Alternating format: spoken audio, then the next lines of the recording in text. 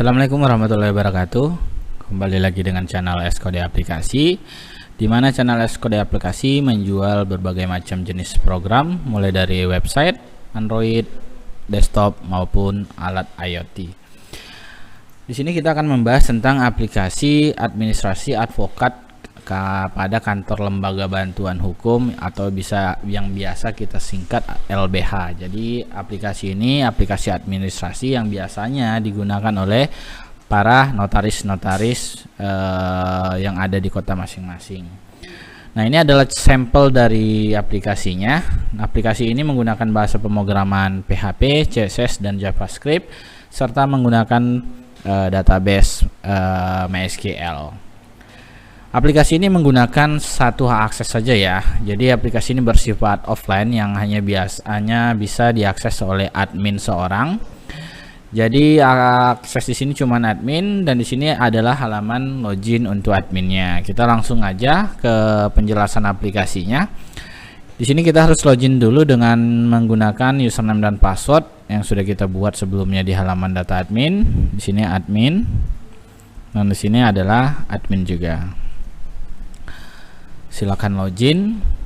Setelah login maka akan menampilkan halaman informasi atau halaman dashboard pada aplikasi administrasi pada LBH, pada kantor notaris ya biasanya. Nah, untuk aplikasinya sendiri mempunyai dashboard. Di halaman utama itu di sini kita menampilkan data grafik dari setiap bulannya. Dari Januari sampai dengan Desember ini adalah data pemohon yang masuk di setiap bulannya. Misalnya dari Januari ada 5 sampai kalau misalnya Desember ada 3. Ini data pemohon yang masuk pada setiap bulannya. Dan fitur lain yang ada di halaman data admin itu adalah data home dan master data. Nah, di halaman master data ini adalah proses penginputan data-datanya yang biasanya diinputkan oleh lembaga hukum masing-masing atau misalnya yang sering diinputkan oleh notaris yang ada di kota masing-masing. Nah, untuk fiturnya, untuk alurnya itu sendiri, yang pertama yang diinputkan itu seperti biasa kita menginputkan basic dari data-data yang diperlukan. Misalnya data admin ini diinputkan terlebih dahulu untuk login ke dalam aplikasinya, ini menggunakan data admin. Dan yang kedua, kalian harus menginputkan juga yang namanya data kategori jasa. Data kategori jasa di sini kita bisa lihat di sini kategori jasa atau layanan yang digunakan oleh notaris yang ada di kota masing-masing, atau misalnya notaris yang ada di perusahaan advokat masing-masing. Jadi di sini ada beberapa kategori jasa. Ada jasa pengurusan tanah, jasa pengurusan narkoba, jasa pengurusan korupsi, data surat tanah gitu kan. Jadi di sini bebas ya untuk kategori jasanya. Jasanya di sini mungkin lebih mengarah ke jasa layanan seperti biasanya mengurus surat-surat akta, mengurus surat akta-akta perusahaan, atau mengurus surat akta tanah, atau misalnya bisa menggunakan jasa lain sesuai dengan kebutuhan pada advokat masing-masing. Terus yang kedua yang perlu kalian inputkan itu, yang pertama yang kedua itu adalah data data checklist. Data checklist bahan-bahan yang perlu kalian lengkapin. Jadi di sini ada data berkas yang nantinya data berkas itu akan masuk ke data checklist. Itu yang harus diinputkan terlebih dahulu. Misalnya nih di data checklist kita lihat nih. Di data checklist ini ada semacam penginputan tabel checklist. Kita lihat dulu datanya. Misalnya di sini kita lihat di datanya di sini. Ini belum melakukan proses input data ya. Ini baru menampilkan data yang ada di data checklist itu apa aja. Kita coba di sini input tambah data, tapi nggak sampai kita proses simpan. Kita mau lihat data apa aja sih yang disimpan ketika melakukan proses penginputan. Nah, di sini ada semacam tabel checklist. Nah, di sini bisa kita checklist. Yang lainnya ini jasa-jasa atau misalnya berkas-berkas yang ada yang misalnya yang biasa di checklist oleh admin. Nah, untuk menginputkan nomor 1 sampai 17 itu sebelumnya harus menginputkan dulu di data data master ada di data berkas. Jadi data checklist tadi atau data berkas tadi diinputkan dulu selengkap-lengkapnya pada data berkas. Kita coba misalnya lihat di data berkas. Nah, di sini. Jadi ada 10 poin di sini, mulai dari replik, dari surat permohonan sampai dengan replik atau replika. Ini diinputkan dulu semacam tabel checklistnya, bisa ditambah atau misalnya bisa diedit atau misalnya bisa dihapus. Kalau ini sudah semua diisi, ini cukup sekali aja diinput pada saat penginputan pertama kali. Jadi ini tidak selalu diinputkan, akan tetapi ketika misalnya ada perubahan surat berkas, ini bisa diinputkan lagi berdasarkan ada file kolom apa yang bertambah. Jadi kalau misalnya ini sudah dilengkapi, nanti juga data berkas ini akan masuk ke data checklist. Selanjutnya kita melakukan proses administrasinya ketika data yang ada di master data itu sudah lengkap. Jadi selanjutnya ketika melakukan proses administrasi itu harus menggunakan atau harus menginputkan data pemohon terlebih dahulu. Jadi di sini misalnya kita inputkan data pemohonnya. Di sini kita contohkan, di sini ada beberapa yang sudah kita inputkan. Di sini ada banyak ini ya, banyak kolom yang harus diisi. Kita kasih lihat aja fitur-fitur dari kolom-kolom pemohon, mulai dari nama lain, terus tempat tanggal lahir, jenis kelamin, agama, RT sampai dengan nomor identitas diri. Di sini ada KTP, SIM, domisili, apa yang ada. Kalau misalnya KTP nanti tulis nomor identitasnya di sini. Keterangan tidak mampu juga misalnya di sini, kalau misalnya ada nomor keterangan tidak mampu, kalau misalnya ada ya, nanti tinggal pilih apa di sini. Kalau tidak ada, kalau ada silakan diisi. Nanti nomor identitas tidak mampunya diinput di sini. Pekerjaannya juga diisi. Nanti di sini ada pilihan dari pekerjaan tetap sampai dengan tidak bekerja, pendidikan, nomor telepon dan tanggal berapa dia melakukan registrasi pemohon. Oke, di sini kita kembali aja karena sudah ada beberapa sampel yang kita inputkan. Kita ambil dari sampel yang sudah pernah kita inputkan aja untuk nik pemohonnya. Di sini ada beberapa macam, mulai dari dari Sugianto, Arianto, Dela, Hartini dan lain. Kita ambil sampel di sini Bambang. Jadi Bambang ini sudah mendaftar, sudah mengunjungi kantor notaris dan sudah melakukan penginputan data diri atau data pemohon. Selanjutnya dia bisa menginputkan data pengurusan. Misalnya dia mau ngurus apa sih ketika misalnya melakukan datang ke notaris. Jadi nanti bisa kita inputkan di sini. Kita misalnya inputkan dengan nama Bambang. Sebelumnya itu jasanya sudah ada dulu ya. Di sini namanya misalnya kita ambil di sini namanya Bambang, kategori jasanya dia mau melakukan pengurusan apa nih gitu kan. Ternyata dia mau melakukan pengurusan tanah. Tanggal berapa misalnya di sini tanggal 21 hari ini keterangannya pengurusan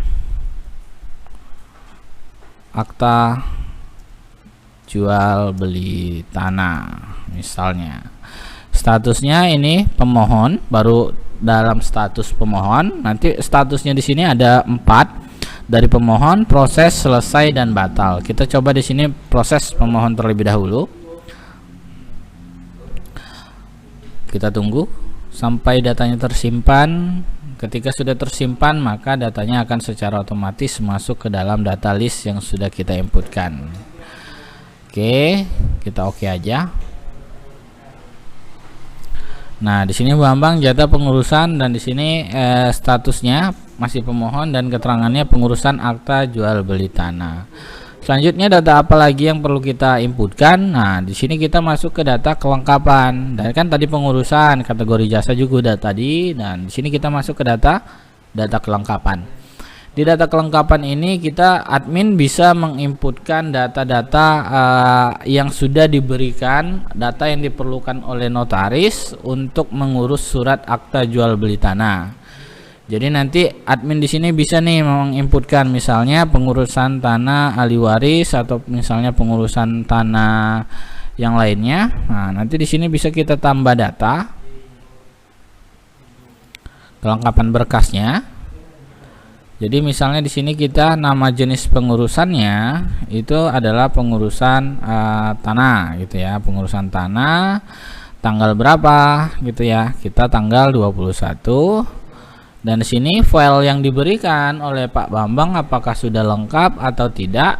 Misalnya kita kirim nih filenya cuman foto aja, statusnya di sini belum lengkap karena misalnya seperti KTP, terus ada akta atau misalnya kwitansi yang lain yang belum dilengkapin, itu harus dilengkapin. Kalau sudah lengkap tulis di sini atau statusnya diubah menjadi lengkap. Kalau belum lengkap statusnya masih diubah menjadi belum lengkap. Jadi admin bisa memantau apakah berkas-berkasnya sudah dipenuhi atau misalnya data berkas-berkas yang diberikan oleh notaris apakah sudah lengkap atau belum. Oke, kalau sudah kita simpan lagi di sini, kita oke. Nah, nanti di sini ada pengurusan tanah ahli waris tanggal 21 dan statusnya itu belum lengkap. Ini adalah data-data dari pengurusan Pak Bambang.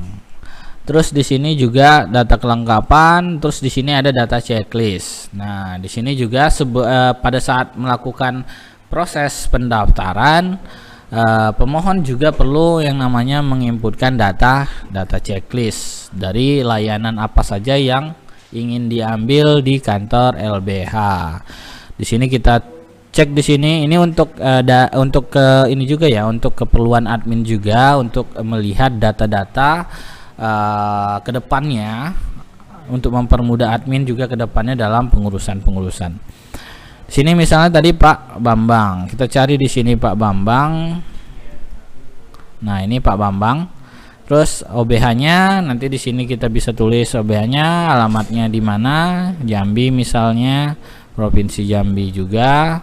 Perkaranya pengurusan tanah, akta tanah jual beli. Kasusnya di sini misalnya sengketa. Nomor perkara bisa diinputkan berdasarkan nomor perkara pada LBH masing-masing. Biasanya terdiri dari tanggal, bulan, tahun, dan nomor perkara. Penerima bantuan hukum kalau ada diinput. Jenis kelaminnya diinput di sini laki-laki atau perempuan, laki-laki. Nah, di sini ada tabel checklist yang perlu diisi, misalnya OBH, terus surat kuasanya ini kanwil, terus STM legalisir itu misalnya OBH. Pendapatan hukum kalau misalnya ada, kalau misalnya tidak ada dikosongkan saja. Terus uraian singkat di sini bisa diinput berdasarkan data yang dibuat. Kita ambil contoh aja, tanggal dibuatnya tanggal 21, diterima. Oh iya. Tanggal diterima di sini kita terima tanggal 21. Jadi kita proses simpan data. Maka data yang akan diinputkan pada data checklist itu tersimpan dan bisa kita preview data yang sudah diinputkan oleh si admin tadi.